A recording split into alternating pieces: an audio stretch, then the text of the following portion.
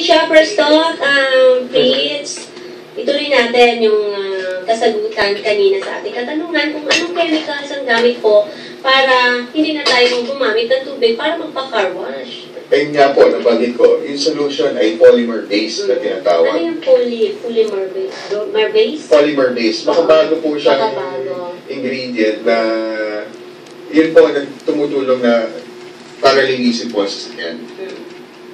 Okay. So, ginagawa po niya, no? Pagka nag-spray po tayo sa sasakyan, sa isang panel lang po, inaangat niya po yung dumi, tapos pinupunasan mo natin. Yung dumi po, hindi na po na gumagasgas-gas. Umaangat? Oo, umaangat po. Kapag in-sprayan, inaangat yung dumi. Kaya wala akong gasgas. Okay. Tapos ang ginagamit po nating towel ay microfiber towel. Kasi yun so, po hindi yung... basta-basta rin na towel na lang kung ano-ano dyan. Pero mura lang po yung microfiber towel. Magkano naman? Mamaya na. Mamaya na po yan. Ano? Kasi kung bakit yung microfiber towel, kasi yun po, sumisip-sip sa dumi. Ayun. So, pagka pinunasan mo natin yung sasakyan... Yung mga cotton na towel, hindi pwede. Hindi po pwede yun. Yeah. Pagka pinunasan mo natin, so matatanggal mo yung dumi. Tapos, panibagong microfiber towel na naman po, ibabath natin. So, gano'n sa towel? Well, isang sasakyan po, mga 3 hanggang 4 na towel lang po, kaya na. Okay. Eh kung napakalaking sasakyan? Ganon din po. Ganon din? Oo. May style po yan ng paglilinis din kasi. Okay. Ngayon, sa mga franchisees po namin, tinuturuan po namin sila kung paano maglinis ng sasakyan. Kaya hindi ko masyadong mahirap din, hindi rin masyadong magastos kapag nag-franchise yung business. Okay. So, totoo no na kayo yung may kauna-unahang ganitong klaseng negosyo dito sa ating bansa. Tama ba yun, Paige? Meron ako nagpapadala dati ng mga produkto na waterless, pero retail. Kami ho yung kauna-unahan na naggawa ng service. Ayun. Yeah. Ayun, ang nangyari ho kasi, kaya ho naipadala ho namin dito yung waterless car wash. Nagpalinis ho ako sa isang mall, di ba? Sa isang mall may lalapit sa'yo. Tatanungin ka kung gusto niyo magpalinis. So yun, nagpalinis ako. Pagdating ko sa sasakyan, medyo maputik yun sa paligid. And madilim sa parking lot. So umalis ako. Mahal ang binabayad doon, di ba?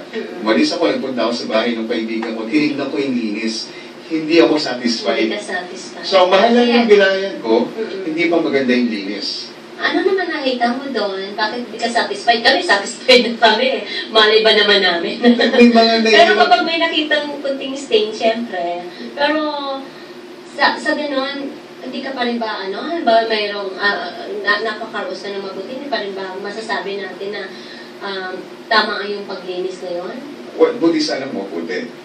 Okay. Ang naging issue ko lang doon ay, medyo hindi maayos yung pagkakalinis. Kumbaga, natanggal yung putik, natanggal yung dumi, pero parang kinalat lang yung mga spots. So, hindi talaga ganun kalinis yung diba? Sayang yung, kumbaga, dahil ako isang shopper din, dapat kung ano yung ibabayad mo, value for money.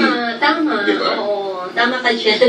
So, yan po ang kung bakit kayo nagkaroon ng idea para simulan yung ganyang negosyo. Tama po. Yeah. So, ano pa yung nagtulak sa iyo na na-introduce itong waterless car wash na ito? Ano pa? Meron pang dahilan? Yun, katulad mo rin, nagpapa-car wash din ako. Kaya lang, pagka pupunta nga tayo sa car wash, kanto-kanto. Tama. Diba? Pagka pupunta tayo doon, madumi, mausok. Ako, hindi ko kasi naninigarilyo. So, ayaw ko munang mausok.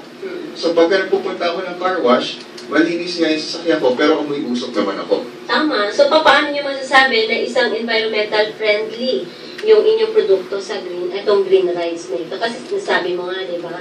And yun nga, sinabi mo rin ngayon na talagang kailangan natin ng hindi masyadong nakakasira ng ating kalikasan o mga chemicals kasi delikado sa ating kalusugan. Well, ito naman po, meron po siyang tinatawag na MSDS. So, lahat po yan, certified na safe. Pangalawa, waterless po siya. So, pagka nagpa-car wash po tayo, normally ang ginagastos po ng isang typical car wash sa isang kotse po, between 50 to 80 liters na tubig. Dahil ito, Gano'n ka, i-describe mo nga yung galon. Parang Di ba gano'n yung siya. parang, etong mga, yung malalaking Isang container. Yan, gano'n. Isang container. Para mas madali maintindihan. Isang container po ang pwedeng magastos ng isang typical car wash sa isang kotse. Oo nga. Sa amin po, yung isang container na yun, mahuhugasan niya po more than 100 cars. Gano'n. Sa solution ho namin. Sa solution. So, mas malaki ho ang depend. Hindi ho tayo karaniwan po sa car wash ngayon, di ba? Pagka nagpalinis, makita nyo, tumutulo lang dun sa sidewalk. Sa sidewalk. So, may discharge po yun. Saan nagkakalat sila? Nagkakalat po. Oo, minsan yung mga dumadaan, naku, lalo na mga babae. Kasi di ba yung nasa gilid na ng kalsada, itong mga car wash company natin. Uy, sorry talaga.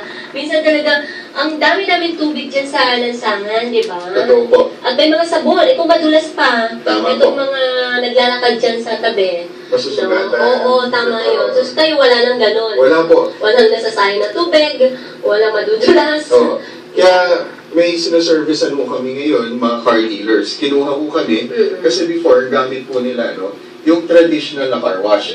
Yun nga po, medyo madulas, delikado. Delikado. Tapos, mahal mo ang binabayaran nila sa Sa tubig.